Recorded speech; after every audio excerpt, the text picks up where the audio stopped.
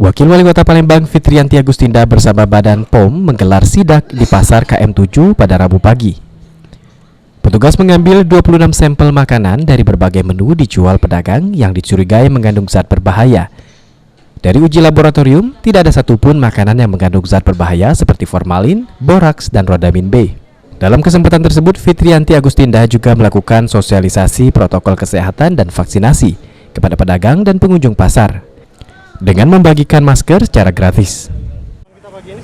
Hari ini kami kembali melaksanakan kegiatan memantau beberapa pasar. Hari ini kita khususkan di Pasar Palimo untuk mengecek bersama BP POM ya, kerjasama ini untuk mengecek beberapa makanan yang mulai dari makanan yang mentah seperti tahu, mie, dan juga makanan siap saji seperti kue-kue, untuk memastikan bahwa yang dijual di Pasar Palimo ini aman.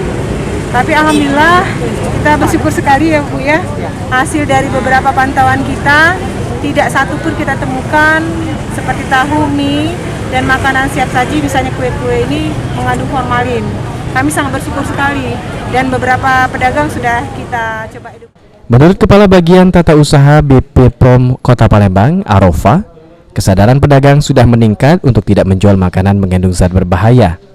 Selain itu, untuk memastikan makanan dijual dan dibeli aman, pedagang dan pembeli bisa mengecek makanan melalui pojok pasar. Alhamdulillah kesadarannya sudah meningkat. Kemudian kita di Balai Besar POM Palembang ada pojok pasar yang ada di sini. Itu bisa dimanfaatkan oleh pengunjung maupun pedagang yang mencurigai apakah makanan yang ada di sini itu mengandung bahan berbahaya atau tidak. Bahan berbahaya dalam hal ini bisa formalin, bisa borak, bisa pewarna. Kalau misalnya ragu-ragu bisa mengujikan ke kami dengan gratis.